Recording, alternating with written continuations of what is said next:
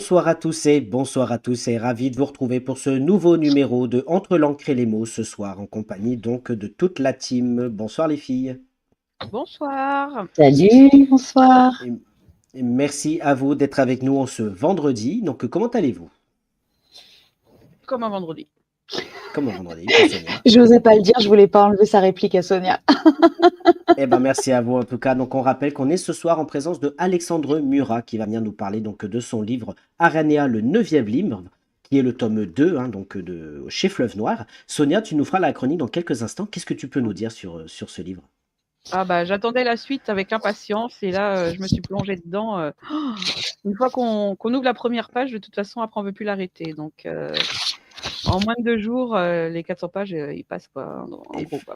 Effectivement, on rappelle qu'effectivement, il était venu nous présenter le tome 1, Aranea, la légende de l'empereur. On avait passé un excellent moment.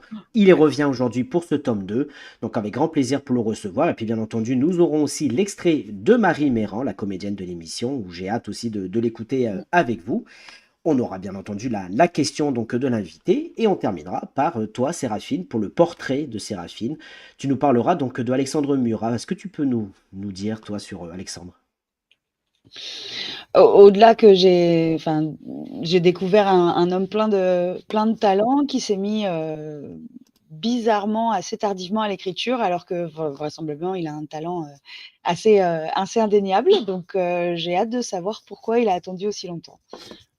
Eh bien, écoute, on va lui poser la question dans quelques instants. En tout cas, voilà, il est avec nous pour parler donc de ce livre. Donc, on reçoit tout de suite Alexandre Murat.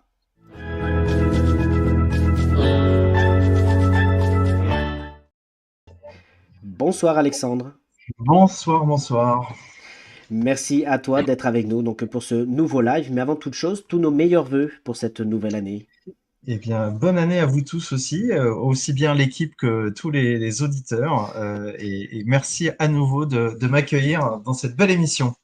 Eh ben, c'est un grand plaisir, effectivement, et je vois déjà des commentaires de Dominique qui nous dit bonsoir à tous, bonsoir Florian, Sonia et Marie et Séraphine, et bonsoir à Alexandre que je suis ravi de revoir. J'ai souvenir d'un premier live passionnant. Ah, Effectivement, bah, on avait c'est passé gentil. un très bon moment. Et Laurent Alain qui est avec nous aussi. Bonsoir tout le monde, bonsoir Alexandre. Donc, merci à tous d'être présents ce soir. Donc on est là ce soir pour parler donc de ce livre Aranea, le neuvième livre aux éditions Fleuve Noir. Mais avant toute chose, Alexandre, est-ce que tu peux te présenter, nous dire qui est Alexandre Murat? Alors, donc moi, je suis descendant du maréchal Murat, qui était le beau-frère de Napoléon. Il avait épousé Caroline Bonaparte, la petite sœur de Napoléon. Et le maréchal Murat, il était connu parce qu'il était un peu j'allais dire, le grand patron de la cavalerie de l'Empire. Il menait des charges de cavalerie qui sont restées dans l'histoire. Caroline et Joachim Murat donc, ont été rois et reines de Naples également. Ils ont régné sur Naples et le royaume des deux Siciles pendant quelques années. Et voilà, et puis de génération en génération, cette histoire, je tâche modestement de me l'approprier ou de la restituer en tout cas. Et puis donc c'est pour ça que le premier opus des aventures d'Alex et Marie, donc qui s'appelait Aranea, la légende de l'empereur, effectivement retraçait pas mal, enfin était pas mal centré sur la période de l'Empire. Et le deuxième, on s'éloigne un petit peu de l'Empire, même si on y reste, il y a quelques références quand même. Euh, et voilà, donc qu'est-ce que je peux dire d'autre? J'ai 5 enfants. Mon père était producteur de cinéma. Il a produit tous les premiers films de Louis Malle, donc Zazie dans le métro, Ascenseur pour l'échafaud, Les Amants, etc. Et ma mère, elle, de son côté, était historienne. Donc les chiens ne font pas les chats, comme on dit. Et c'est sans doute de là que je tiens mon goût pour l'histoire. Voilà en très très résumé. Voilà. Eh bien, écoute, en tout cas, c'était un très beau résumé. Ravi de te retrouver. On a vu les commentaires passer. Sonia, est-ce que tu veux dire quelque chose à Alexandre? Effectivement, on le rappelle qu'on avait reçu dans cette émission, tout au On début, hein. attendait, voilà, on attendait impatiemment le retour d'Alexandre Murat dans notre émission. C'est Ou- gentil, c'est très gentil. Et, et justement, il y a une première question. Pourquoi avoir choisi de te lancer dans l'écriture de thrillers historiques? Pourquoi le thriller particulièrement? Je pense que c'est le genre qui, personnellement, en tout cas, me tient le plus à cœur. Alors, à la fois dans la partie littéraire, donc je lis pas mal de thrillers, mais pas que, je lis aussi pas mal d'autres choses, et aussi dans l'aspect cinématographique. J'aime beaucoup tous les films d'aventure, films d'espionnage, thrillers psychologiques, etc. Et alors, c'est amusant d'ailleurs parce que beaucoup de lecteurs m'ont dit que mon écriture était très imagée, était très cinématographique, justement. C'est-à-dire que quand on lit des scènes d'action, des scènes de passage, j'essaye en tout cas que les gens puissent les visualiser ou les imaginer visuellement très facilement.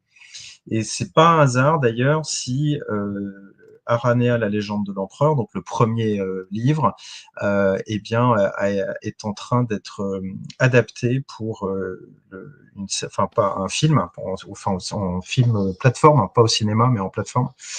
Parce qu'effectivement, quand le producteur l'a lu, il a tout de suite visualisé les trucs et donc voilà, donc c'est une écriture peut-être un peu cinématographique. Alors voilà pourquoi le thriller. Et alors, j'ai voulu mélanger thriller et histoire. Dans le thriller historique, tu as deux catégories. Tu as les thrillers historiques qui se passent à l'époque, donc où tout le livre et toute l'histoire se passe à l'époque. Alors, ça peut être, je sais pas, le Moyen-Âge, la Renaissance, la Révolution, l'Empire, peu importe. Et puis, tu as des thrillers historiques qui se passent de nos jours et où les enquêteurs doivent se replonger dans une période de l'histoire. Alors ça, c'est mon parti pris, ça c'est mon genre à moi, on va dire. C'est ça, c'est de se dire, l'action et mes héros sont contemporains et c'est de nos jours, et ils doivent se replonger dans l'histoire, dans une période de l'histoire, ce que j'appelle moi une période de référence. Donc la période de référence du 1, c'était le Premier Empire. La période de référence du 2, donc Aranea, le 9e livre, c'est la Deuxième Guerre mondiale. Et le 3, qui va sortir en septembre, ça sera encore une autre période, on pourra en reparler. Donc voilà, c'est ce qu'on a vu pour ceux si on veut des références, on va dire, c'est ce qu'on a vu dans Da Vinci Code, c'est ce qu'on voit dans certains romans de Giacometti Raven, etc. Donc c'est plus cet aspect-là. C'est vrai que quand on lit certaines chroniques et certains retours sur tes livres, on te compare souvent justement à Giacometti Raven, à Da Vinci Code. Qu'est-ce que ça te fait d'être comparé Ah à bah, ces personnages? j'en suis profondément flatté. Je suis pas sûr de mériter tous ces honneurs, mais en tout cas, c'est vrai que ça fait penser à, donc ça c'est vrai. Euh, on m'a comparé récemment à James Rollins aussi, qui est un peu dans le même esprit où c'est pareil, ça se passe de nos jours. Il y a des réflexions sur une partie de l'intrigue qui doit se passer justement dans l'histoire, etc. Alors, pour être complètement transparent et honnête avec vous, la première fois qu'on m'a dit ah oui mais ça me fait penser à James Rollins, etc. Moi je dis oui tout à fait absolument. Bon en fait j'avais jamais rien lu de James Rollins donc la minute d'après j'ai commandé un livre de James Rollins tout de suite et j'ai lu et effectivement en le lisant je me suis dit ok je comprends pourquoi ça peut s'en rapprocher.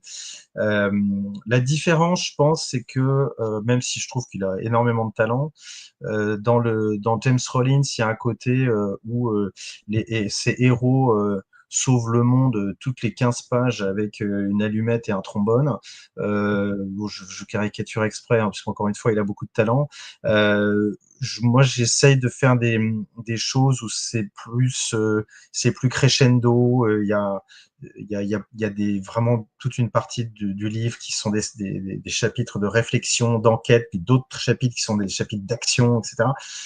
Dans James Rollins, le rythme est beaucoup plus accéléré que moi. Voilà. Mais en revanche, oui, il y a des choses très comparables. Et de même pour Giacometti Raven, alors qui eux sont quand même très, mais ça c'est parce qu'il y en a un des deux qui l'est d'ailleurs, qui est franc-maçon, mais ils sont très axés, templiers, francs-maçons, etc. Donc c'est très marqué là-dessus. Moi un peu moins. Bon, voilà, chacun son style. Heureusement, et il y en a pour tous les goûts et pour tout le monde, heureusement. Et donc voilà. Eh ben, en tout cas, merci à toi et c'est un Moi, réel plaisir de je t'écouter. voulais juste rajouter quelque chose, parce que la semaine dernière, on disait à David qu'on aurait eu tous un prof d'histoire comme ça, on aurait été les meilleurs en C'est vrai, histoire. Et moi, c'est je vrai. dis qu'en fait, les livres d'Alexandre, ils devraient être obligatoires à lire en histoire, parce que c'est tellement passionnant, parce qu'on est dans l'action, mais en même temps, on apprend plein de choses.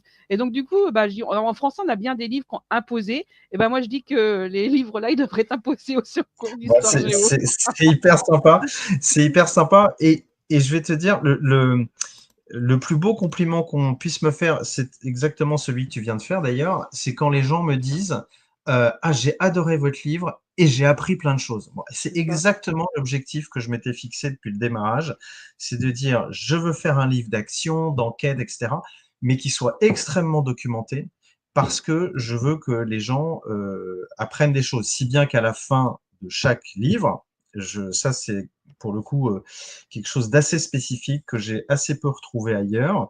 Je mets toujours un chapitre où je mets voilà tout ce qui est vrai dans le livre. Et Oui, ce qui est assez marrant, c'est qu'évidemment, on s'aperçoit que bien souvent, la réalité dépasse la fiction et qu'il y a beaucoup, beaucoup de choses qui sont vraies.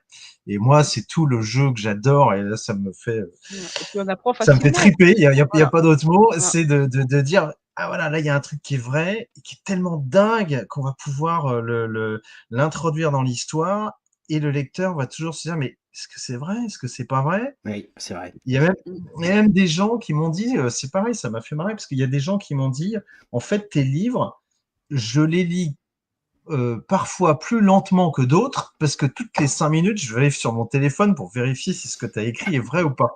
Donc, mais ce qui est très bien, parce que ça, moi, Mm. si les gens, ça leur donne envie d'aller plus loin, d'aller faire des recherches, etc., le pari, il est archi gagné. Hein, c'est exactement ce que je veux. Donc, Parce que merci c'est vrai Sonia que pour ce voilà. très beau compliment. Merci. Parce qu'on apprend plein de choses sans s'en rendre compte en fait, parce qu'on suit tellement Ouais, l'histoire. Donc avec Alex, donc du coup qui fait ses recherches et après il donne les résultats de ses recherches et du coup on apprend plein de choses en fait et c'est ça qui est voilà. passionnant aussi. Mhm. Non, bah, tant mieux. Bah, justement, il y a une question intéressante. Bon, on en parlera effectivement de ce deuxième tome, mais qui dit, Dominique, bonsoir, qui nous dit quelles sont les parts de fiction et d'histoire dans ce deuxième tome. Alors, pareil, un peu comme pour le premier d'ailleurs, il y a beaucoup, beaucoup de choses vraies, énormément de choses vraies, comme je le mets donc toujours dans ce fameux chapitre à la fin du livre. Il y a beaucoup de choses vraies. Donc, comme je vous le disais, il y a toute une référence à la Seconde Guerre mondiale et notamment au SS, qui était complètement fan d'ésotérisme, qui avait créé tout un institut qui s'appelait l'ANNRB, qui était en fait un institut au service de la recherche historique et ésotérique des SS dans le monde entier. C'est un peu ce que vous avez d'ailleurs dans le premier Indiana Jones. Indiana Jones, c'est l'Arche perdue, où ils sont aux prises avec des SS, je crois que c'est en Égypte ou je sais plus où c'est, bon bref, Oui, je crois. et donc voilà, mais c'est exactement ça. La NNRB, c'était 80 scientifiques employés à plein temps pour faire des recherches dans le monde entier. C'était des moyens financiers, humains, et donc évidemment avec l'aide de l'armée. Donc autrement dit, ils avaient tous les leviers sous la main, quoi.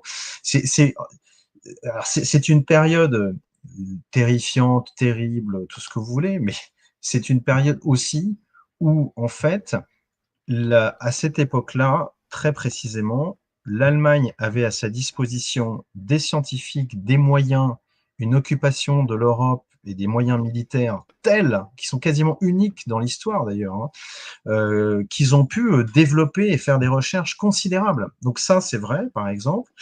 Il y a un personnage dont je parle beaucoup dans le livre qui s'appelle Otto Skorzeny, qui est un colonel SS qui a véritablement existé et dont la vie en fait est plus qu'un roman. Je vous invite à lire ses mémoires. C'est à un moment donné, on se dit bah, c'est pas possible, mais enfin si, c'est possible. Hein. C'est un colonel SS, pour vous donner quand même le grand écart de sa vie. Hein. Il a participé, enfin, il a organisé la libération de Mussolini pendant la Deuxième Guerre mondiale, qui avait pendant une période assez courte été prisonnier de son propre camp. Ensuite, il a, après la guerre, été le garde du corps d'Eva Perón en Argentine. Il a fait des affaires en Espagne, machin. Et bref, à la fin de sa vie, il a quand même été employé par le Mossad, donc les services secrets israéliens, pour un SS, c'est quand même pas mal, pour assassiner des savants allemands qui travaillaient pour le programme nucléaire de Nasser. Donc, si vous voulez, c'est quand même un type. On se dit, c'est pas possible, mais si, voilà. Bon, donc il y a ça aussi, c'est un personnage vrai. Il y a beaucoup de choses, il y a beaucoup de scènes qui se déroulent aux Invalides. Oui. Et il y a énormément de choses vraies également dans ce que je raconte sur les Invalides. Bref, voilà, il y a le plus possible de choses vraies. Après, bien sûr, de temps en temps, on prend quelques libertés pour tordre un peu l'histoire pour la faire rentrer dans l'intrigue. Mais d'ailleurs, ça marche dans les deux sens, hein. C'est-à-dire que typiquement, je m'étais dit, je vais vous reprendre un exemple très précis. À un moment donné, quand je bâtissais l'intrigue, je me disais, ah bah tiens, là, ça serait pas mal qu'il y ait un colonel SS qui fasse ça, ça, ça, ça, ça. Bon. Alors moi, je tape sur Google colonel SS, machin, bon. Et puis de fil en aiguille, parce qu'on tire la bobine, et puis de fil en aiguille, je tombe sur la vie de cette Otto Skorzeny, qui est complètement hallucinante. Et bah, j'ai réadapté l'intrigue pour y faire participer ce personnage historique. Donc, le jeu de ping-pong entre la réalité et la fiction, il est permanent.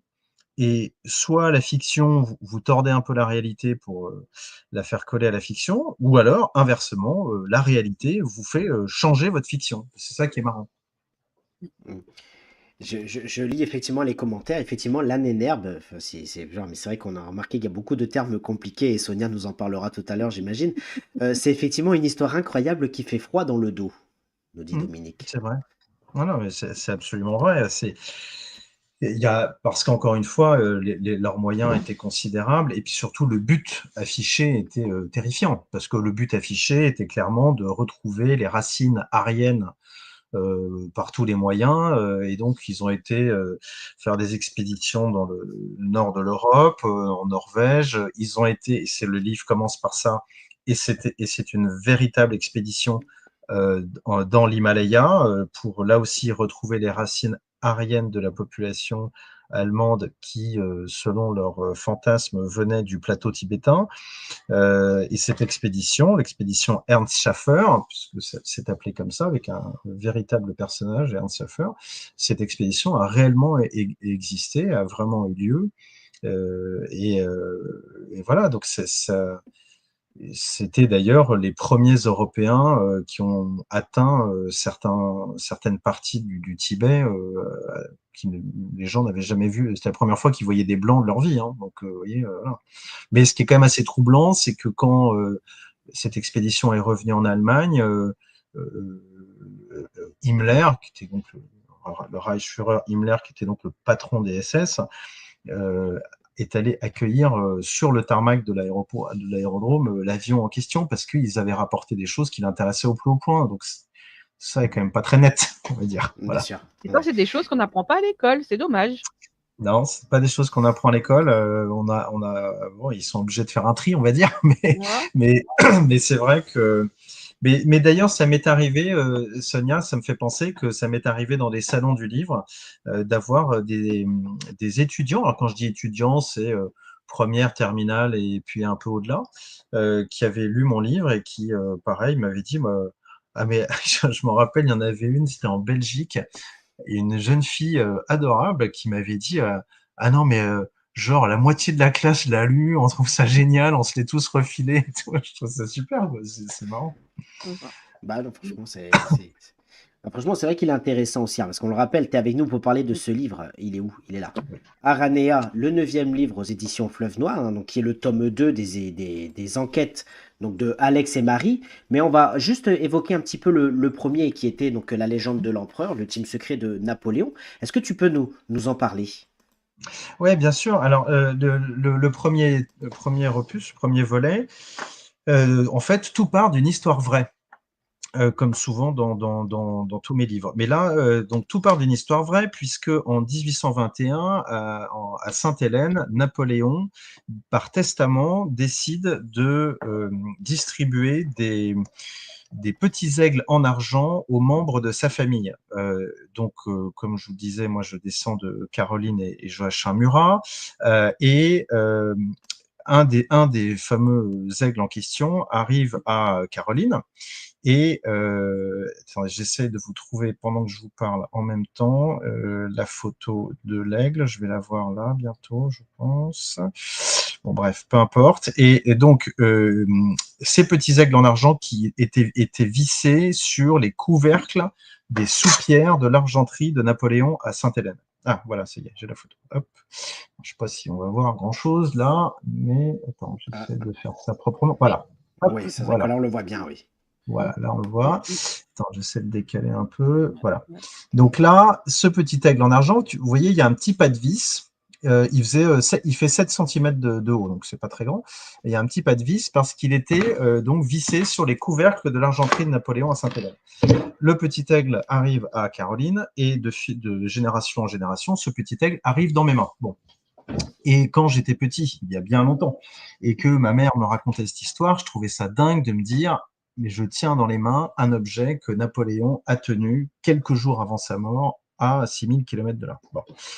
Ça, c'est la base véridique. Et à partir de là, j'ai bâti une fiction où, de nos jours, nous avons nos 2 enquêteurs, donc Alex et Marie, qui sont mandatés par un milliardaire pour retrouver 7 aigles comme celui-là, parce qu'au dos de chaque aigle, un morceau de code aurait été gravé par Napoléon. Donc, il faut rassembler les 7 aigles pour avoir la totalité du code, le déchiffrer et comprendre ce que Napoléon a voulu dissimuler aux yeux du monde. Nos 2 enquêteurs vont évidemment être face à des équipes concurrentes pas très sympathiques et ils vont parcourir le monde pour retrouver ces fameux 7 aigles, déchiffrer le code et comprendre ce que Napoléon a voulu dissimuler aux yeux du monde. Donc comme pour le 9e livre, le 2e tome, c'est très documenté parce que je veux toujours que le lecteur se dise est-ce que c'est vrai, est-ce que c'est pas vrai, voilà. Et donc là, ce que j'appelle la période de référence, c'est le Premier Empire, mais l'action se déroule bien de nos jours.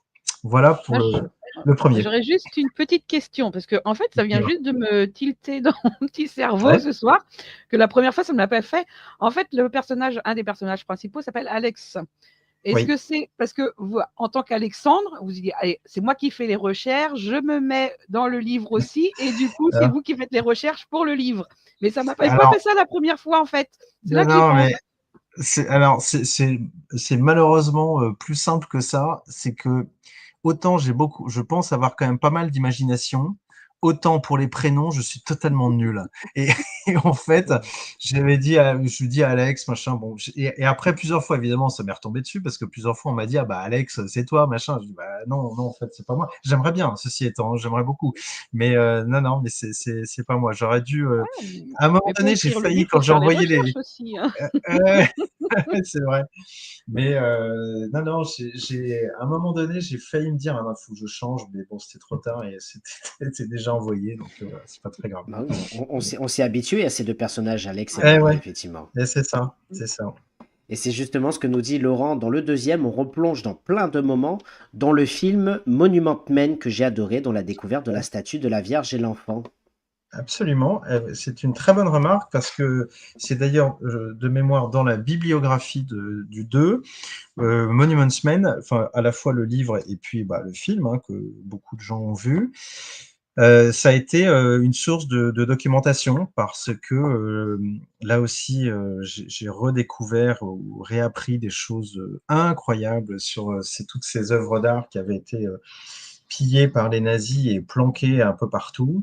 Et effectivement, il y a des œuvres comme ça qui ont été cachées un peu partout enfin pas partout dans le monde, c'est pas vrai, un peu partout en Allemagne et en Autriche essentiellement. Donc voilà. Mais ceci étant, il y a à un moment donné un épisode qui est véridique, où à la toute fin de la Deuxième Guerre mondiale, il y a 6 sous-marins qui sont partis d'une base nazie de Norvège et qui ont traversé l'Atlantique, mais en diagonale, pour aller jusqu'en Amérique du Sud. Il y en a un qui s'est un peu égaré, qui s'est fait couler au large des États-Unis, au large de New York. Mais enfin bref, il y en a quand même un ou 2 qui ont réussi à arriver jusqu'en Amérique du Sud.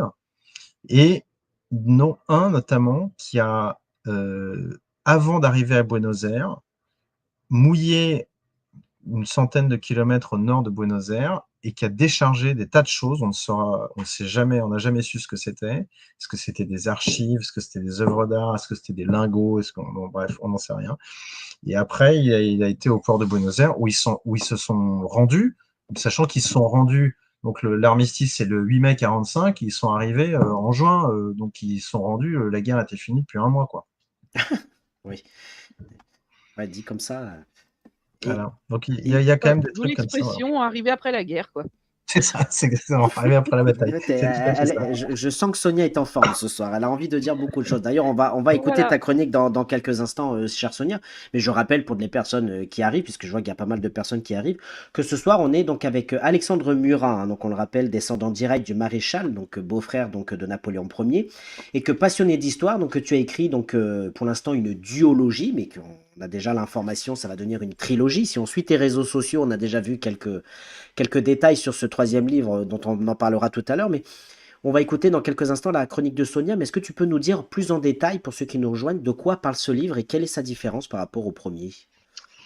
Alors, par rapport au premier, donc on retrouve mes deux personnages principaux, donc Alex et Marie, deux enquêteurs. Lui est professeur d'histoire des civilisations. Elle dirige une agence de détectives privés un peu musclée, on va dire. Et on les retrouve et en fait ils vont tomber dans un piège très rapidement au début du livre. Ils vont tomber dans un piège et ils vont être contraints et forcés de collaborer avec leur pire ennemi afin d'aider ce fameux pire ennemi à retrouver un livre ancestral, le fameux 9e livre, qui aurait été dérobé par les nazis pendant la Deuxième Guerre mondiale. Alors ce 9e livre est le 9e d'une collection qui aurait été écrite par une des plus anciennes sociétés secrètes au monde, pareil, histoire véridique, qui s'appelle la Société des Neuf Inconnus. Alors, la Société des Neuf Inconnus, elle a été créée en moins 243 avant Jésus-Christ en Inde par un empereur qui s'appelait Ashoka, et dans un but tout à fait pacifique, qui était de dire « Je veux rassembler dans 9 livres le savoir perdu de l'humanité ». Alors, c'est quoi le savoir perdu de l'humanité? Je vais vous donner un exemple le plus, j'allais dire presque caricatural possible, c'est comment les pyramides ont elles été construites. Voilà, par exemple. Oui. Ça, c'est un savoir perdu, on se casse toujours les dents dessus, hein, donc voilà. Et donc, dans ces 9 livres, dont on a un peu le détail, ces 9 livres auraient été écrits par 9 inconnus, charge à eux de perpétuer la tradition. Voilà.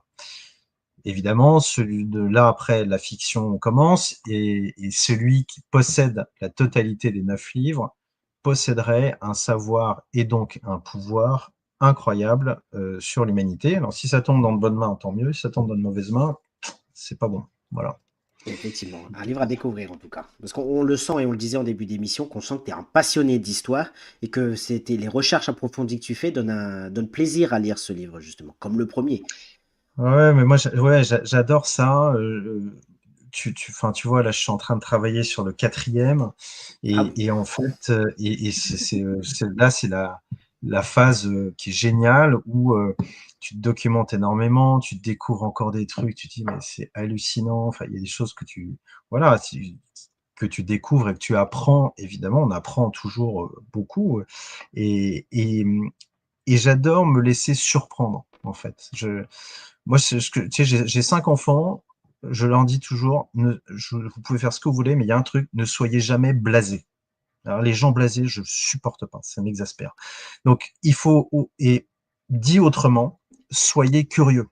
Et être curieux, ça veut dire quoi? Ça veut être ouvert, ça veut dire s'intéresser aux choses, aller de l'avant, etc., etc.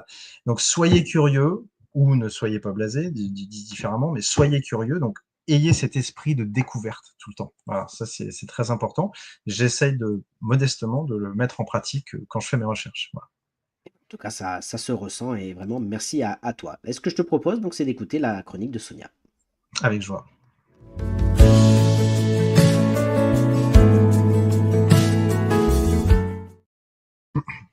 La chronique de Sonia sur ce livre Aranea, le 9e livre qui est le tome 2.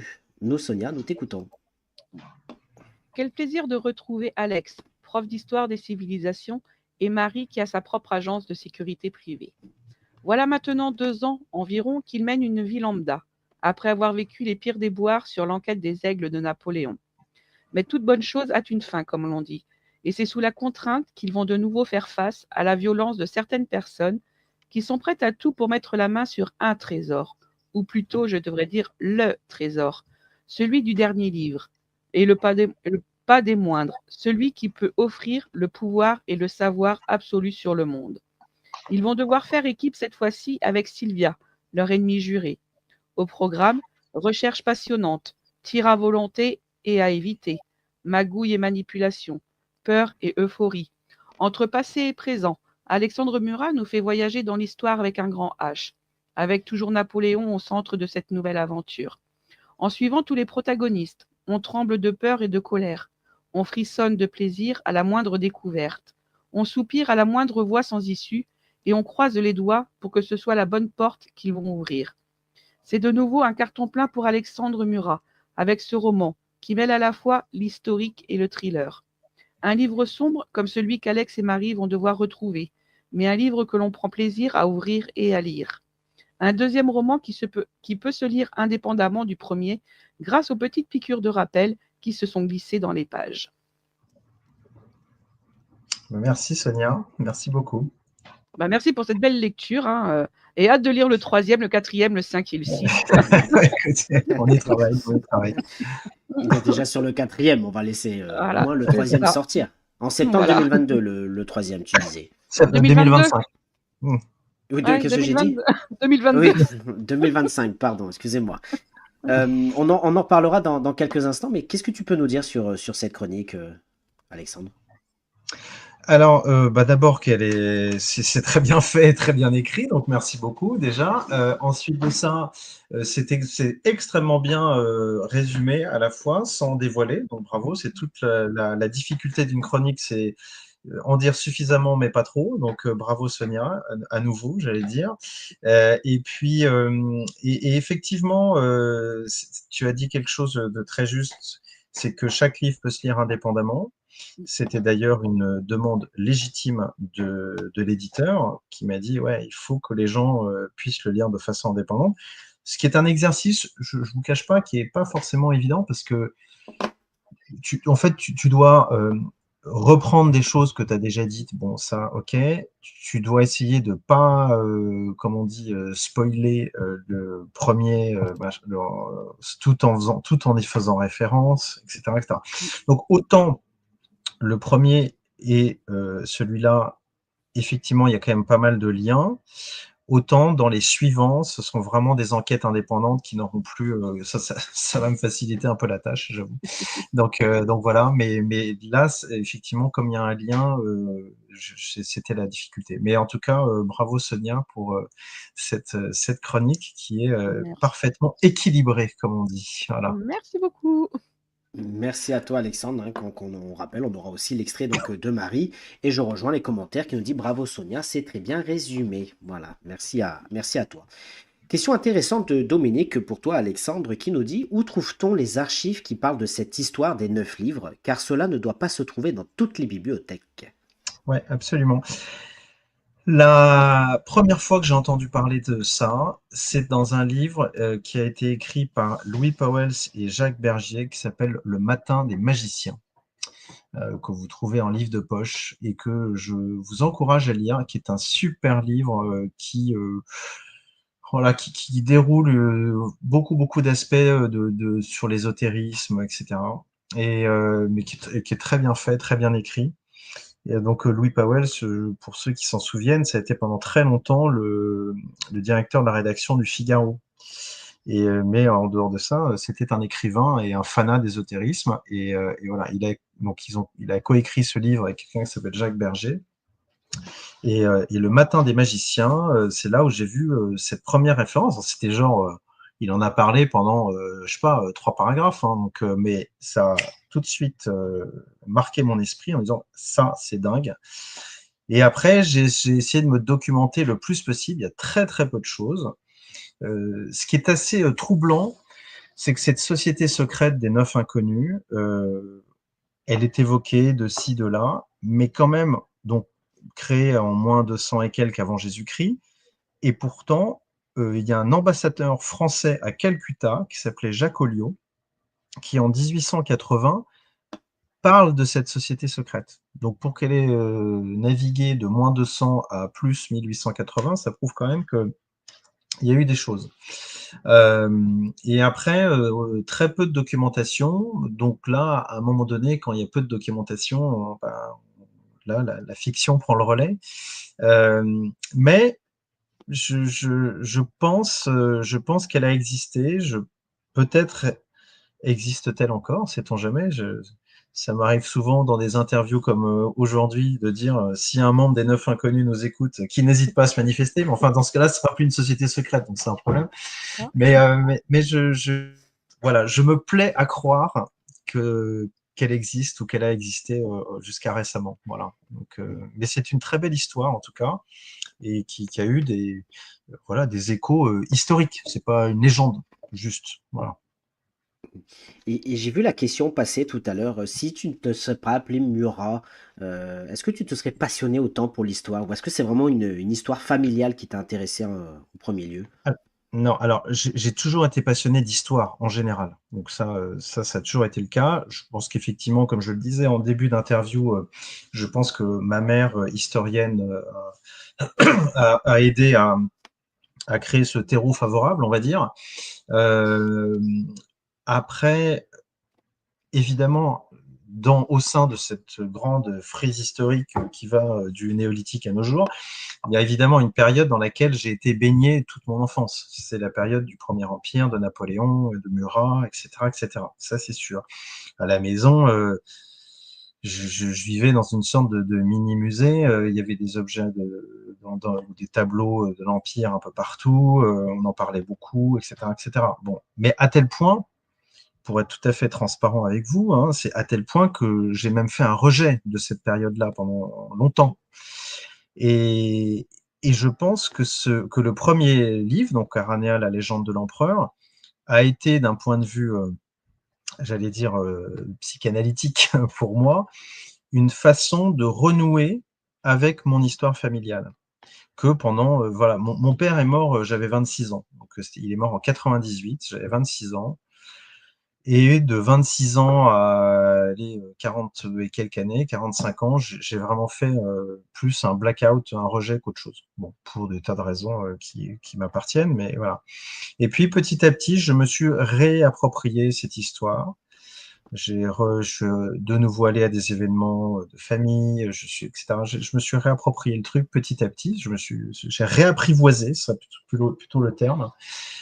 Et, euh, et je pense que ce livre, ce roman, donc a été vraiment comment dire, à cristalliser, voilà, à cristalliser cette réconciliation avec mon histoire familiale. Donc voilà. Et du coup, après, maintenant, voilà, c'est plus simple. C'est vrai que vous l'aviez dit, j'allais vous poser la question. Justement, au bout d'un certain temps, on doit être saturé d'entendre tout le temps les mêmes choses, Ouais. l'histoire de la famille et tout ça. C'est vrai que Alors, c'est à la fois, si vous voulez, on m'a demandé plusieurs fois qu'est-ce que ça veut dire de porter un nom comme ça, etc. Moi, j'ai toujours dit, ce ne sont aucun droit et que des devoirs. C'est une histoire prestigieuse. J'ai énormément de chance d'avoir une histoire familiale pareille. Enfin, je veux dire, mais effectivement, quand on vous en parle tout le temps, tout le temps, tout le temps, il y a une forme comment dire, de trop-plein, en quelque sorte, qui fait que après je vais vous dire, chacun réagit comme à sa façon, entre guillemets. Moi j'ai ressenti le besoin de prendre un peu de recul, et je pense que le décès de mon père, et que tout d'un coup on me dise bah ça y est, tu es le prince Murat, machin, et tu es le garçon de la famille, blablabla. Tout d'un coup, puis les objets, machin, tout d'un coup une sorte de poids que je me dis non, mais moi je suis pas prêt à ça tout de suite. Puis ça viendra quand ça viendra, et c'est venu, donc j'ai bien fait d'attendre finalement. voilà. Et vos enfants, ils sont fans d'histoire aussi ou pas? Alors j'essaye de leur inculquer beaucoup, ouais, cette passion. Encore une fois, je reviens à ce que je disais tout à l'heure, c'est-à-dire que je leur demande d'être curieux. Donc, d'être curieux, c'est de s'intéresser. Et donc, oui, je leur raconte beaucoup de choses d'histoire. Et d'ailleurs, alors je parle des trois grands qui ont respectivement 21, 19 et 16. Eux, ils peuvent lire mes romans facilement. Je pense que la lecture de ces romans a éveillé quelque chose en eux sur le goût de l'histoire, justement, qu'ils avaient plus ou moins, mais bon, là, je pense que ça a aidé. Mm. Voilà. Et justement, avant d'écouter l'extrait de Marie, puisqu'on parle de lecture, on a vu la couverture de ce premier, La légende de l'empereur, où il y avait cet aigle, comme tu as dit, que tu as eu entre les mains. Mhm. Et comment tu Mhm. as travaillé cette deuxième couverture de Aranea, le neuvième livre?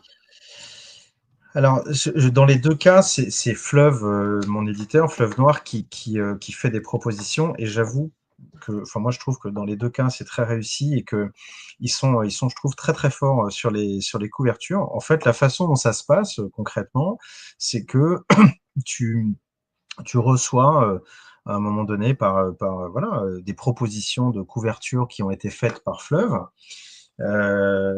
Et puis, bah, toi, tu réagis et tu amendes le truc. Donc, si je prends l'exemple de cette dernière couverture, à un moment donné, il y a la croix gammée qu'on distingue dans le fond, mais au début, on la voyait quasiment pas. Et moi, j'ai dit, bah non, en fait, il faut qu'elle apparaisse beaucoup plus clairement parce que c'est un élément important du livre.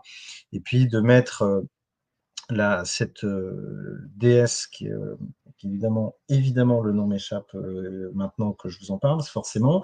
Bon, bref, c'est une déesse de la guerre et c'est moi qui ai donné cette idée à Fleuve. Dire, regardez, il y a cette déesse-là, parce qu'ils avaient mis un Bouddha dans la première version.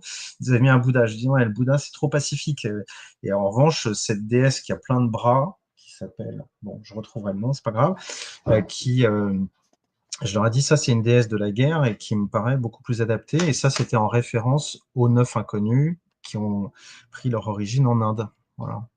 C'est pas Shiva, je sais pas, c'est pas la déesse de Non, la non, guerre. non, c'est pas Shiva. Elle s'appelle. Bon, je vous retrouverai. Je trouverai le nom. Mais bon, bref. La mission de Sonia pendant la lecture d'extrait de Marie, Il c'est me de nous semble. trouver cette déesse, justement.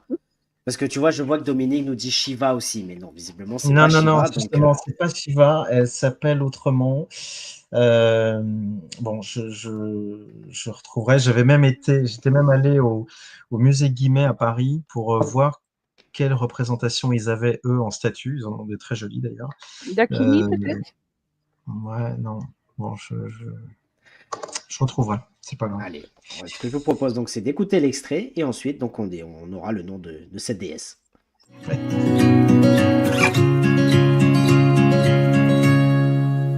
Marie Méran présente un roman d'Alexandre Murat, Aranea, le 9e livre, aux éditions Fleuve Noir. Tibet, 20 avril 1939, proche du monastère de Jangtse. 4 heures. 4 heures qu'Ernst marchait avec ses 2 guides vers le monastère de Jangtse. L'étroit sentier dessinait une ligne tortueuse au milieu des imposantes montagnes de l'Himalaya, et un vent glacial lui fouettait le visage sans répit. Après le franchissement d'un énième col, il contempla enfin le monastère éclatant sous la lumière rasante du soleil levant. Ernst avait laissé la caravane au camp de base qu'ils avaient quitté à 3 heures du matin. Il n'avait prévenu le reste de l'équipe que la veille, prétextant que ce monastère représentait un intérêt pour ses recherches anthropologiques, mais sans plus.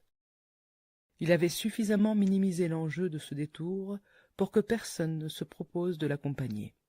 Et surtout, les 500 kilomètres qu'ils avaient déjà parcourus à pied avaient ôté toute velléité d'escapade additionnelle chez ses compagnons. Pourtant, le monastère représentait le véritable but de cette expédition. Avec le Reichsführer SS Himmler, commanditaire de l'expédition, ils avaient élaboré l'habillage scientifique nécessaire pour brouiller les pistes et préserver le secret. 2 ans plus tôt, en 1937, lorsque Himmler avait convoqué Ernst pour préparer en amont cette aventure visionnaire, il avait été on ne peut plus clair. Votre objectif unique est d'atteindre le monastère, de trouver le livre et de vous en emparer. De préférence, de façon pacifique, mais s'il le faut, vous pouvez employer tous les moyens nécessaires pour le récupérer. » Après un petit temps de silence, il planta son regard fanatique dans celui d'Ernst et ajouta : « Je dis bien tous les moyens, Ernst. » Derrière ses petites lunettes rondes en acier, le regard d'Heimler s'alluma à nouveau. Il était mentalement en train de serrer le livre contre lui. Cette quête était devenue l'obsession du fondateur des SS. Pour lui, l'ésotérisme se muait en une religion dont le but était de justifier la suprématie ancestrale de la race aryenne germanique sur le monde. Le livre apporterait une preuve matérielle millénaire et incontestable de sa théorie mortifère. « Ernst, je vous ai expliqué les enjeux, reprit-il, et les moyens que je mets à votre disposition sont à leur mesure. Il est donc clair qu'aucun échec ne sera toléré. Nous sommes bien d'accord ? » « Tout à fait, Reichsführer, » répondit Ernst, qui ne put réprimer un léger tremblement de la mâchoire.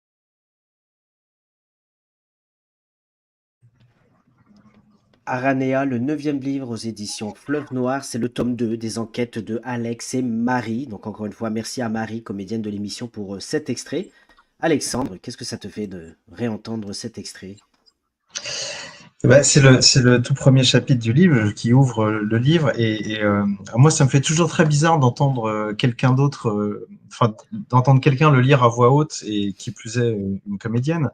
Donc je suis toujours fasciné comme un enfant d'entendre ça et je trouve ça super. J'avais eu cette même surprise entre guillemets parce que j'avais écouté des extraits de l'audio-livre du premier de Aranea, la légende de l'empereur, et ça m'avait fait toujours hyper bizarre quoi d'entendre un comédien lire le livre quoi. Mais c'est génial, ça donne on sent que le livre prend vie quoi. Donc c'est marrant. Bien sûr. Sonia. Alors entre-temps, pardon, j'ai Oui. retrouvé le nom de la déesse évidemment. C'est la déesse Kali. Kali, Kali, voilà. Séraphine l'avait dit en off. Voilà. Ouais. Oui, Sonia. Non, mais en plus, j'ai fait même les captures d'écran pour m'en rappeler parce qu'il y en avait un autre. Autrement, j'avais hésité aussi avec. Donc, il y avait Kali et il y avait Kali, il y avait Athéna, Shiva, Durga. Alami aussi. Voilà. Non, là, c'est la déesse Kali en l'occurrence. Voilà. J'ai retrouvé entre-temps. Eh ben, merci beaucoup en tout cas. Il nous a fait travailler en fait. Un prof d'histoire, c'est ce que je dis. On a eu des devoirs. Voilà. Et toi, justement, Sonia, pour revenir à l'extrait, qu'est-ce que ça t'a fait de réentendre, et puis vous en commentaire, dites-le nous, qu'est-ce que ça t'a fait de réentendre ce premier chapitre, on l'appelle ? Le premier chapitre, je trouve qu'il est très prenant déjà en fait, parce que on s'aperçoit aussi de l'horreur en fait qui s'est passée, entre guillemets, tout ça pour un livre. Et du coup, on voit toute la machination qui s'est mise en place. Et franchement, j'ai été très surprise et ça met dans l'ambiance en fait, après avec de nos jours en fait quand on y revient. Et je trouve ça super. Écoute, merci à toi, donc merci à vous en commentaire, hein, super extrait de Marie que je lis en commentaire, merci à vous. Avant d'avoir la question donc, de notre invité, est-ce que tu es d'accord et est-ce que tu acceptes qu'on parle un petit peu donc, du 3e tome Oui, bien sûr. Qui s'appellera donc, si j'ai bien compris, La prophétie du diamant. Exactement, La prophétie du diamant, ce sera une 3e aventure d'Alex et Marie.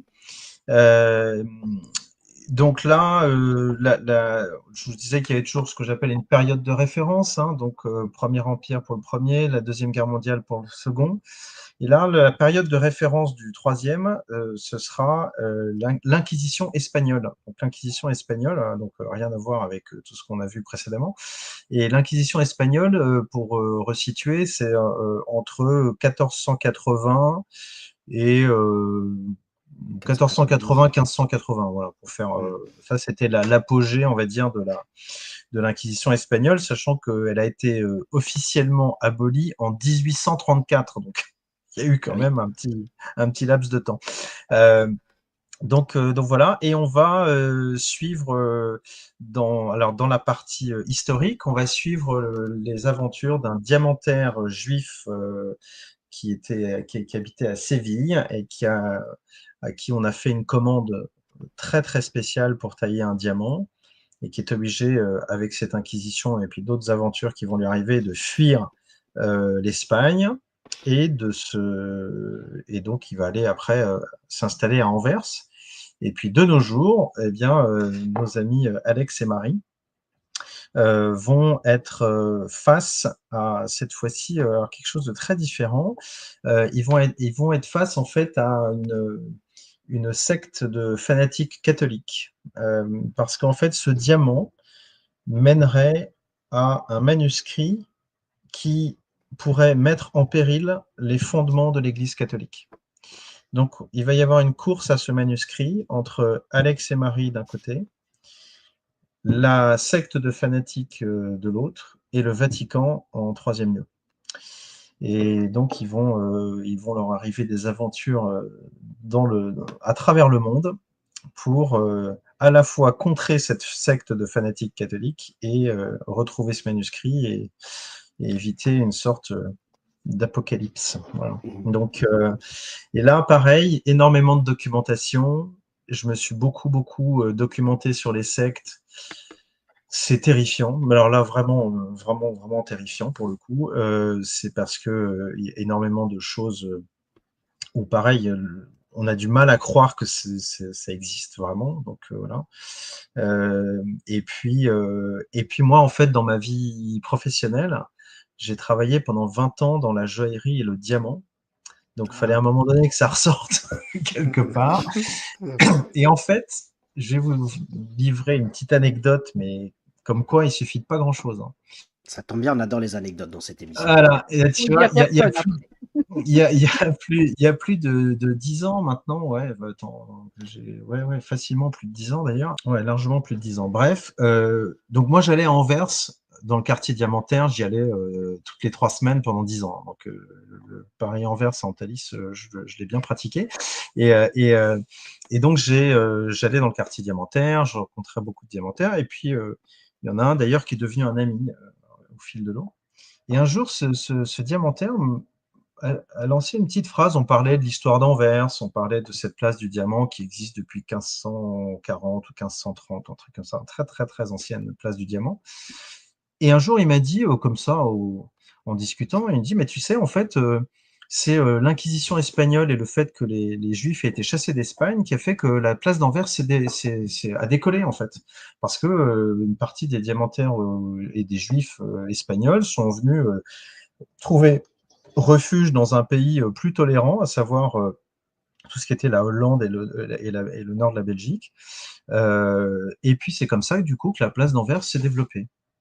Et cette phrase, elle est restée dans ma tête dans un coin. Et puis, il y a donc 1 an et demi, 2 ans, quand j'ai commencé à travailler sur ce 3e tome, eh ben, je savais qu'il y avait un truc autour je voulais mettre quelque chose autour du diamant. Cette phrase est revenue, on ne sait pas d'où ou comment. Et puis, hop, c'est pareil, on tire le fil. Et puis, et donc, je me dis, mais attends, c'est quoi l'Inquisition espagnole? Alors, au début, tu te dis, bah, l'Inquisition espagnole, ah bah ouais, c'est genre le nom de la rose. Non, alors en fait, pas du tout, parce que ça, c'est l'Inquisition médiévale, ce qui n'a rien à voir. Alors que l'Inquisition espagnole, bah, comme son nom l'indique, est en Espagne. Donc, le nom de la rose, c'est pas ça. Et donc, on apprend, on découvre des trucs, pareil, complètement hallucinants. Après, tu te renseignes sur les sectes. Là, pareil, tu vois que les sectes dans le monde et dans l'histoire sont complètement délirantes. Etc. Donc voilà, tu vas de découverte et de surprise en surprise. Voilà. Dans l'impatience de le découvrir, je vois pas mal de questions, mais j'aimerais bien les poser juste avant d'écouter donc la question donc de l'invité de la semaine dernière, qui était donc on le rappelle David Chanteran. Il y avait une question de Dominique qui dit est-ce que ça serait l'évangile secret de Marie-Madeleine que tu évoquerais dans ce livre?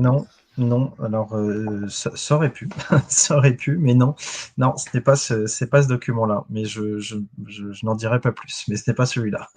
Allez, bah, à découvrir effectivement en septembre prochain, septembre 2025, et non pas 2022. Voilà. Est-ce que tu as pu te rendre dans les pays que tu sais, dans les divers romans? On rappelle que tu as cité Berlin, comment on dit? C'est le monastère de Yangtze, ouais, il y a plein de Voilà. prononciations différentes. Je suis pas bilingue français-tibétain, donc, mais moi je dis Yangtze, mais je sais pas trop comment on le prononce. J'aurais adoré y aller. Donc, malheureusement, non. Il y a certains pays dans lesquels, oui, j'étais allé. Donc, quand je cite des choses aux États-Unis, oui. L'Argentine, il y a une partie de l'action qui se passe en Argentine, oui, etc. Mais il y a plein d'autres pays où, malheureusement, non. Il y a dans Arania, le 9e livre, il y a le château de Wewelsburg, qui est en Allemagne, qui était le fief, j'allais dire le siège social, mais c'est presque ça, le fief des SS, le château des SS, qui est un château incroyable, où malheureusement j'ai pas eu le temps de me rendre, mais je ne désespère pas d'y aller. Donc, et voilà, j'essaye dans la mesure du possible d'y aller ou d'y être allé en tout cas, mais c'est pas toujours possible. Et dans ce cas-là, c'est là où il y a la magie d'Internet, de la technologie, des vidéos, des photos satellites, des photos qui sont partagées par les gens sur Google Maps, tout simplement. Enfin bref, il y a Ouais. plein de choses qui existent, heureusement. Voilà. Oui, parce que ça permet de s'immerger en fait dedans et Ouais, de coller au plus absolument. près après dans l'histoire, quoi. Donc, Ouais. J'essaye, quand j'arrive pas à aller dans un endroit, certes, je regarde, j'essaie de voir des photos, mais surtout, je suis à la recherche de vidéos. Parce que les vidéos, vous donnent un truc plus complet, plus vivant, etc. Donc, j'essaye de trouver des vidéos. C'est pas toujours possible, mais j'essaie. Mm. Il y a juste une question qui revient un petit peu, là on va plus parler aux descendants directs du maréchal Murat, hein, qui on le rappelle était Mhm. beau-frère de Napoléon Ier. La question c'est, le rôle des femmes était bien de tenir les demeures et bien porter le nom, dont Caroline avec Murat. Pourquoi ont-elles donc tellement influencé le destin de leur mari, en particulier Caroline? Pourquoi elle a influencé Murat? Alors, le couple Murat était un couple extrêmement complémentaire. C'est-à-dire que lui était extraordinaire sur les champs de bataille et donc arrivait à à asseoir sa légitimité à travers ses exploits extraordinaires sur le champ de bataille. Et elle était une extrêmement fine femme politique et avait pas mal d'influence finalement sur son frère, donc Napoléon. Et donc, en gros, lui sur les champs de bataille, elle dans les coulisses des palais, ils arrivaient à mener leur barque assez bien. Après, de manière générale, j'allais dire, pourquoi toutes ces femmes ont-elles influencé leur mari? J'ai envie de dire, ça continue aujourd'hui, hein. Je pense que les femmes dirigent le monde pour plein d'aspects. Et en tout cas, le dirige c'est assez fort et le dirige de façon non visible. Ce sont les hommes qui malheureusement occupent le devant de la scène, mais il y a cet adage, hein, derrière chaque grand homme, il y a une femme. Bon, bah oui, ça c'est sûr, je pense. Il y a même un autre adage qui dit que ce sont les femmes qui font arriver les grands hommes là où ils sont. Il y a Oui. il y a une petite histoire que je vais vous raconter, qui est une histoire drôle, hein. Je sais pas si elle est vraie ou pas, mais je crois qu'elle est vraie. C'est Churchill et sa femme qui circulent à pied dans les rues de Londres. Je crois que c'est une histoire vraie, hein. Et la femme de Churchill voit un balayeur. Et elle dit: «Ah, mais Georges, comment vas-tu?» En fait, c'était un copain d'école. Et ils discutent 2 minutes, et puis après, ils s'en vont. Et, et Churchill lui dit: «Vous vous rendez compte, si vous ne m'aviez pas rencontré, vous auriez pu être femme de balayeur.» Et sa femme lui a dit: «Non, il aurait été Premier ministre.» Ah bah oui. Ah. Voilà, tout est dit, tout est dit. tout est dit. Tout Tout est est dit. dit, effectivement. Bah, merci beaucoup en tout cas, Alexandre, pour cette petite anecdote. Voilà. Mm. Question intéressante aussi, ça fait une belle transition avant de recevoir, enfin, d'écouter la question. Il y a effectivement, on le rappelle pour ceux qui ont suivi, il y a en ce moment une série, La Guerre des Trônes, le clan Bonaparte, présenté par Bruno Solo, qu'on peut retrouver en replay sur France TV. Et il y a justement une bonne question qui nous dit, qu'est-ce que tu en as pensé, toi, de ces 6 parties? Mais il me semble que tu as dit que tu l'avais pas vu encore. Ouais. Non, Ouais. malheureusement, je les ai pas vus. On m'en a dit énormément de bien. Donc, du coup, ça m'a beaucoup donné envie de les voir. J'ai juste un problème de temps pour les voir. Mais il paraît que c'est très, très bien. Et d'ailleurs, les audiences en sont témoins, parce que je crois que ça a fait des cartons d'audience. Donc, non, je les ai pas, malheureusement pas vus, mais il paraît que c'est très bien fait. C'est très, très bien fait. C'est très bien tourné, effectivement, et on rappelle que notre ami David Chanteran a travaillé sur cette série en tant qu'historien, donc Ah bah, vraiment, ceci bravo. explique cela. OK. Ouais, voilà. Bah, écoute, ce que je te propose, puisqu'après on recevra aussi Séraphine, qui j'imagine a beaucoup de questions à te poser, bah, c'est d'écouter donc la question donc, de notre ami David Chanteran. Alors, elle est où la question?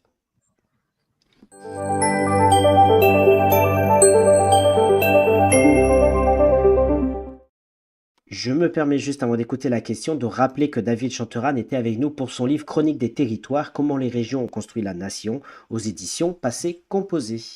Alors, je connais Alexandre. Donc, Alexandre, nous nous connaissons et je vais te poser une question qui, à mon avis, va, j'espère, te passionner et intéresser aussi les téléspectateurs. C'est une question qui est plus personnelle. Euh, Pourquoi écrire des livres avec autant de thrillers, si ce n'est que peut-être tu vas nous raconter, mais peut-être l'as-tu déjà fait, comment peut-on l'expliquer autrement que par tes ascendances à la fois de ton ancêtre, qui était un personnage de fiction hors du commun, extraordinaire de l'histoire, qui était le maréchal Murat, et puis aussi peut-être peux-tu nous parler de tes parents qui t'ont peut-être donné ce goût de la façon dont on doit raconter des histoires et les rendre accessibles au plus grand nombre. Donc voilà, d'où te vient cette passion et surtout ce sens même de perspicacité et d'intérêt pour les thrillers et la façon dont tu peux nous conduire par ta plume avec passion sur tel ou tel méandre de la littérature. Donc voilà, d'où te vient cette passion et est-ce que ça te vient à la fois du maréchal devenu roi de Naples, Murat? Ah, Alors, effectivement, et on en a un tout petit peu parlé au tout début, j'ai la chance d'avoir, certes, cette ascendance du maréchal Murat, mais de façon beaucoup plus proche. Mes deux parents, ma mère historienne, mon père producteur de cinéma, et mon père qui était également un très grand littéraire. Il a écrit des pièces de théâtre, des recueils de nouvelles, etc. Et c'est quelqu'un qui, je ne vais pas dire qu'il a tout lu, mais enfin, c'est pas loin. Il a vraiment lu énormément. Il avait une culture littéraire, mais encyclopédique, une culture cinématographique encyclopédique. Et je pense que, et d'ailleurs, c'est marrant parce qu'il y a un de mes amis qui m'a dit ça un jour. Il m'a dit, mais en fait, ces livres, c'est la synthèse de tes deux parents. Alors, moi, j'ai évidemment, comme toujours, on est le nez dans le guidon et on voit rien. Moi, j'avais absolument pas vu ça comme ça, mais j'ai trouvé ça très, très juste. C'est vrai. À la fois l'aspect fictionnel et imaginaire issu de mon père, qui, voilà, avait enfin, à la fois, il était toujours plongé dans l'imaginaire en lisant des livres. Pour la petite anecdote, parfois, quand on parlait d'un sujet d'actualité, mon père disait: «Ah mais oui, c'est comme dans ce roman de Balzac ou machin», et tout d'un coup, il vous sortait un truc. En fait, son référentiel était un référentiel littéraire. Donc, passionnant, fascinant, etc. Et à la fois, une rigueur historique de ma mère, qui, elle, a écrit beaucoup de livres aux éditions Fayard et aux éditions Perrin, des biographies sur Colbert, Madame du Deffand, Gabriel d'Estrées, la Seconde République, etc. Et d'ailleurs, son tout premier livre, qui s'appelait Napoléon et le rêve américain, est la première ligne de ma bibliographie Aranea, la légende de l'empereur, parce qu'il y a beaucoup de choses qu'elle raconte dans ce livre, qui est un livre d'histoire, hein, qu'elle raconte dans ce livre, qui m'ont servi de documentation pour Aranea, la légende de l'empereur. Donc, c'était à la fois un clin d'œil, une façon de boucler la boucle, comme on dit. Donc voilà. Donc, je pense que David qui me connaît bien, a bien senti la chose. Et je pense effectivement qu'il y a bien sûr ce côté historique flamboyant de mon ancêtre lointain, mais de façon beaucoup plus proche, la double histoire de mes parents. Et ben, en tout cas, merci à toi pour cette réponse et merci à David aussi pour cette question. Donc, on le rappelle, hein, vous pouvez retrouver les émissions précédentes donc, sur la page YouTube qui défile en bas. Donc, tu l'as compris, hein, David a posé une question donc, pour toi. Et toi, tu vas devoir poser une question à notre invité de la semaine prochaine. Donc, on recevra, on l'a vu effectivement ce mercredi 22 janvier, Xavier Muller. Si j'écorche pas son nom, hein, qui viendra nous parler après Erectus, qui plongeait le lecteur dans les mystères de l'évolution humaine, de Octopus. Quelle serait la question que tu aurais envie de poser à Xavier? Alors Xavier, je ne te connais pas et je découvre tes livres et les thématiques de tes livres que je trouve absolument fascinantes. Donc dans Erectus, si j'ai bien compris, une forme de dégénérescence de l'espèce humaine, et dans Octopus, toujours si j'ai bien compris, c'est un peu l'effet inverse, c'est-à-dire une surintelligence des espèces animales. Moi, il y a un sujet que j'ai abordé dans Aranea, le 9e livre, un sujet qui m'a fasciné, qui est le sujet du transhumanisme. Donc le transhumanisme, c'est, pour faire simple, l'homme augmenté, ou comment la technologie vient augmenter les capacités humaines, ou alors ce qu'on a appelé la mort de la mort, donc autrement dit, vivre le plus longtemps possible, etc. Bref, changer son corps et son ADN pour modifier l'humanité et ses capacités. Et j'aimerais savoir, parce que je suis persuadé que tu t'y connais beaucoup sur ce sujet et que tu t'y intéressais, je voudrais savoir ce que tu penses du transhumanisme, ce que tu penses également de son implantation actuelle, parce que c'est pas de la fiction, ça existe déjà beaucoup. Quel est ton regard là-dessus, à la fois scientifique et éthique? Voilà. Une sacrée belle question en tout cas que je vous propose de venir découvrir la réponse. Donc on l'a dit ce mercredi 22 janvier prochain où Xavier viendra nous parler de ce livre Octopus aux éditions XO. Merci à toi. Sonia, est-ce que tu veux rajouter quelque chose avant de recevoir notre chère amie Séraphine? Non, j'ai posé toutes mes questions que j'avais pour l'instant en tête, donc voilà. Sauf si moi, il y en a quelquefois qui m'en reviennent comme ça d'un coup, mais bon, voilà. Eh bien, écoute, moi, ce que je te propose, donc, c'est d'accueillir donc notre chère amie Séraphine. Rebonsoir, Séraphine. Rebonsoir. Donc, qu'est-ce que tu peux nous dire sur ce première heure de live? Ce que je peux vous en dire, que j'ai écouté, que j'ai bu tout ce qui vient de se passer et que j'ai hâte, du coup, d'en savoir plus sur le jeune Alexandre, du coup. Vous en avez parlé un petit peu, mais j'aimerais bien approfondir ça. Eh bien, écoute, nous lançons ton jingle et nous écoutons tes questions.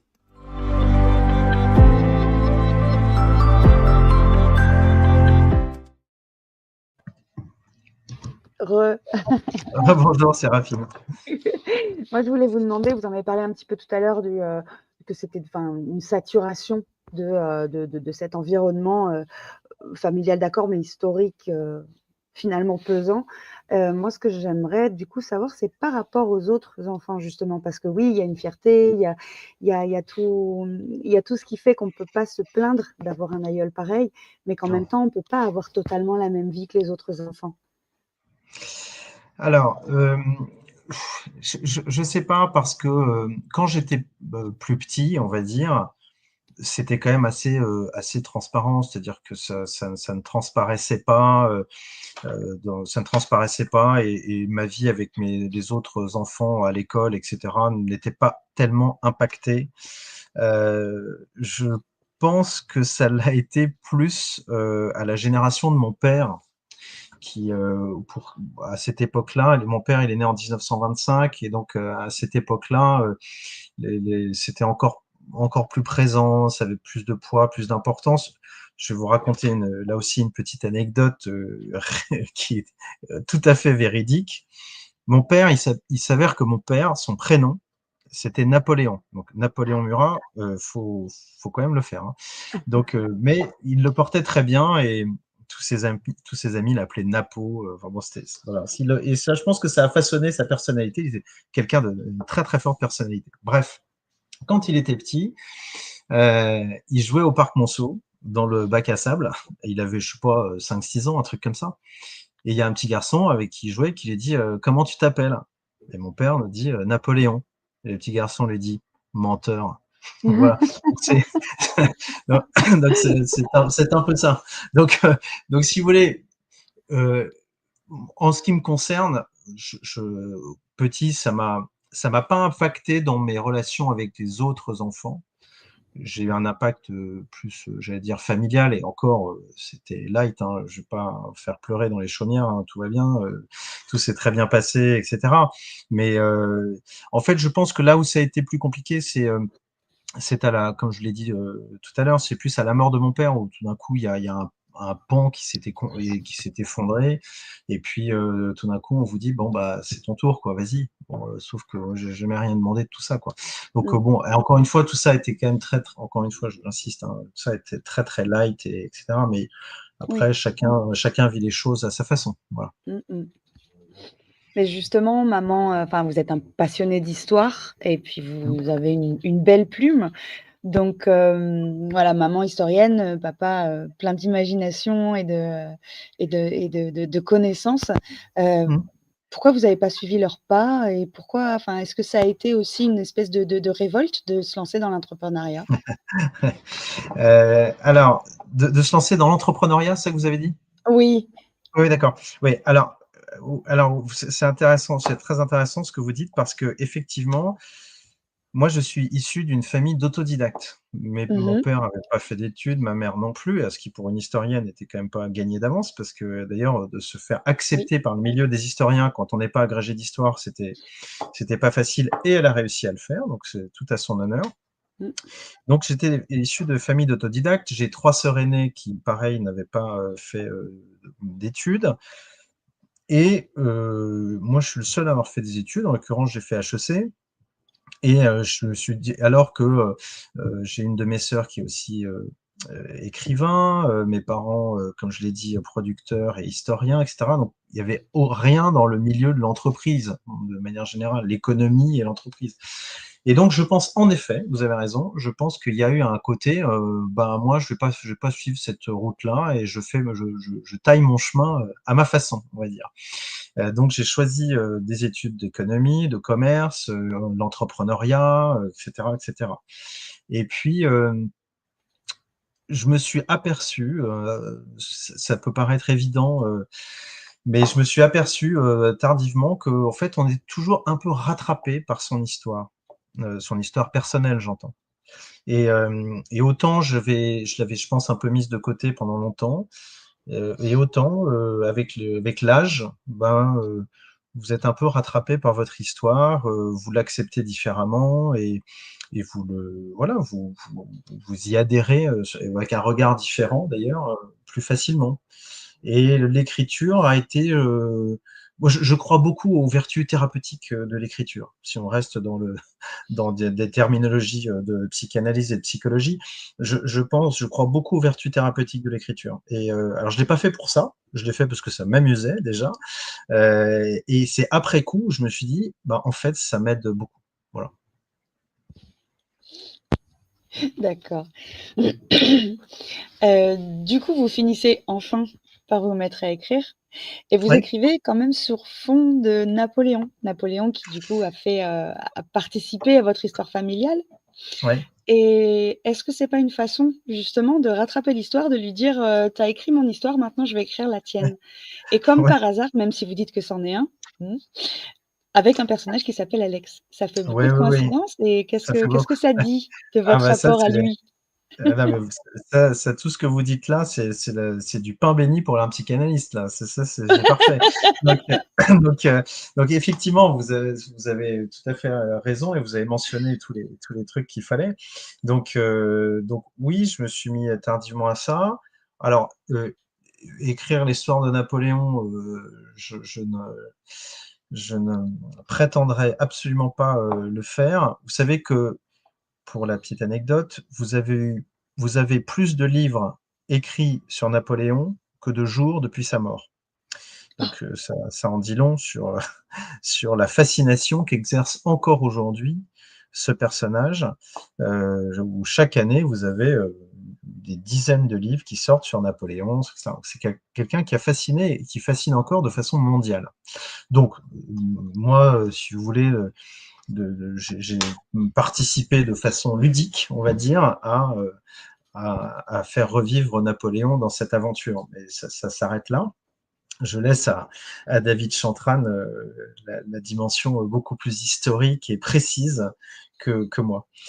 Donc oui, ça a été sans doute une façon, vous avez raison, de me réconcilier ou de réapprivoiser cette histoire familiale.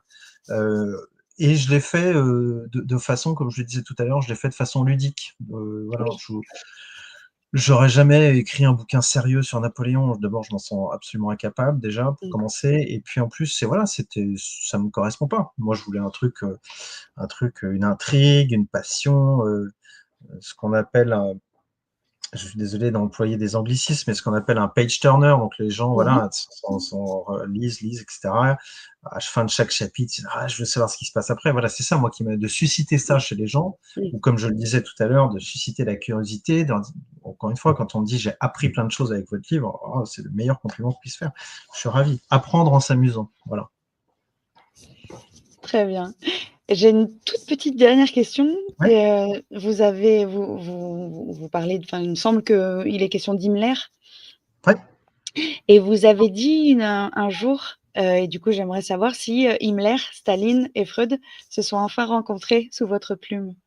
Parce que j'ai beaucoup aimé d'apprendre ça et de savoir si vous aviez réussi à imaginer une discussion entre eux. Alors, c'est Hitler en l'occurrence, c'est pas Himmler, mais c'est Hitler. Oui. Mais ceux qui ont vécu à la même époque, au même endroit, c'est Hitler, Freud et Staline, effectivement. Alors, mais prochainement. Oui, c'est toujours un projet que j'ai en tête. Ah, super. Voilà, parce que c'est pareil, ça part d'une histoire vraie, donc c'est toujours amusant. Et je pense qu'ils se sont jamais rencontrés, mais en tout cas, ils étaient au même endroit au même moment, c'est assez marrant.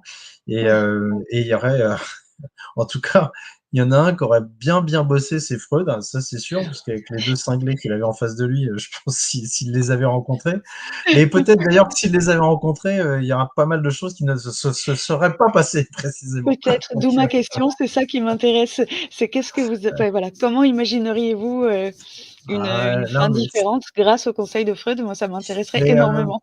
Vous avez ce super bouquin de Eric Emmanuel Schmitt qui s'appelle La part de l'autre. Voilà, oui, bien sûr. c'est très bien fait, très bien fait. Oui. Donc voilà, vous savez. Mais j'y ai pensé en posant la question. C'est totalement le genre de référence que j'avais en posant la question. Merci beaucoup. Merci à beaucoup, Séraphine. Merci beaucoup à toi, Séraphine, qui est notre psycho-chroniqueuse, nous dit Dominique. Du coup. C'est ça. Voilà, écoute, merci à toi. En tout cas, ça a été réel de t'écouter. Je fais revenir aussi Sonia, parce qu'il va être temps de conclure, parce que je le sais, Alexandre, tu es tenu par le temps. Mais en tout cas, voilà, je tiens à te remercier d'être venu nous parler de ce livre Aranea, le 9e livre, le tome 2, justement aux éditions Fleuve Noir.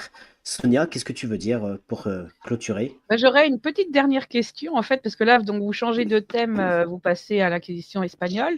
Mais en parlant de personnages, entre guillemets, est-ce que vous voyez écrire sur un grand personnage autre que Napoléon, les descendants et les choses comme ça? Et si vous deviez écrire un autre livre sur un autre personnage de l'histoire, ce serait lequel? C'est une super question, ça. C'est une très très bonne question. Ça s'appelle une colle. Donc, ce soir, c'est moi qui la pose. Tiens. Non, c'est une très bonne question. Je pense que je pense qu'il y aurait des choses à. Moi, je suis beaucoup en ce moment fasciné par une période. Là, c'est encore plus lointain parce que c'est l'Antiquité, mais tout ce qui se passait entre l'Égypte, la Grèce et Rome. Et là, il y a une batterie de personnages, sans forcément parler du plus connu, à savoir Jules César, mais il y en a d'autres. Il y a plein de personnages qui mériteraient d'écrire des choses passionnantes, je pense, vraiment passionnantes. Donc, et il s'avère que j'étais en Égypte, j'ai eu la chance d'être en Égypte à Noël et de pouvoir voir le fossé. C'est même plus un fossé, c'est une planète différente, quoi, parce que en moins 3000, ils bâtissaient des pyramides, il y avait les hiéroglyphes, ils étaient extrêmement forts en mathématiques, en astronomie, en sciences, en médecine. Enfin, c'est hallucinant. Nous, en moins 3000, en France, le meilleur truc qu'on ait pu faire, c'est mettre un caillou tout droit qu'on appelait un menhir. Donc, moi, si vous voulez, je comprends pas, je ne comprends pas, je n'arrive pas à appréhender, à saisir un tel fossé. Il y a un truc qui m'échappe, que je comprends pas. Donc, comment à 3000 km de là, vous avez des gens qui bâtissaient des trucs dont on ne comprend toujours pas comment ils sont construits, et nous, on foutait des menhirs et des dolmens, on était, waouh, c'est super, quoi. Bon, il y a quand même un problème. Bon, je caricature, hein. S'il y a des historiens qui m'écoutent, je vais me faire défoncer, mais c'est pas grave. Non, t'inquiète pas. Tout ce qui est dit dans cette émission reste entre nous, hein, y a pas de Voilà. Ouais, c'est ça. Séraphine, est-ce que tu veux rajouter quelque chose également? Non, du tout. Non. Rien à rajouter. Merci. En plus, avec plein d'humour et Merci la à petite vous. anecdote finale, j'adore. Eh ben, Merci écoute, beaucoup à vous. merci à toi. Donc, encore une fois, on rappelle que tu étais avec nous pour parler de ce livre, Aranea, le 9e livre aux éditions Fleuve Noir. Donc, encore une fois, merci à toi, Alexandre. Merci ici également aux éditeurs, Fleuve Noir, donc, qui avaient permis d'éditer donc, ton premier, on l'a vu tout à l'heure, La légende de l'empereur, Le team secret de Napoléon, et ce second tome. Peut-être une colle, encore une fois. Est-ce que tu sais si la trilogie sera toujours chez le même éditeur ou... Ah oui, non, moi je suis. Les gens de chez Fleuve sont top. Moi je reste chez Fleuve et je suis ravi de rester avec eux. Ils font un super boulot, ils sont très pros. Non, moi j'ai énormément de chance. Je tiens à le dire, j'ai beaucoup de chance. Voilà. Eh bien, écoute, en tout cas, merci à toi. Donc, je rappelle qu'on se retrouve donc dès la semaine prochaine avec Xavier Muller pour son livre Octopus aux éditions XO Éditions. En tout cas, merci à tous d'avoir suivi ce live. On se donne donc rendez-vous à la semaine prochaine. Merci à tous, merci les filles et merci Merci. encore Alexandre. Ce fut Bon un plaisir week-end. de te recevoir. Mais Bon plaisir week-end. partagé. Merci, au revoir. Merci, au revoir.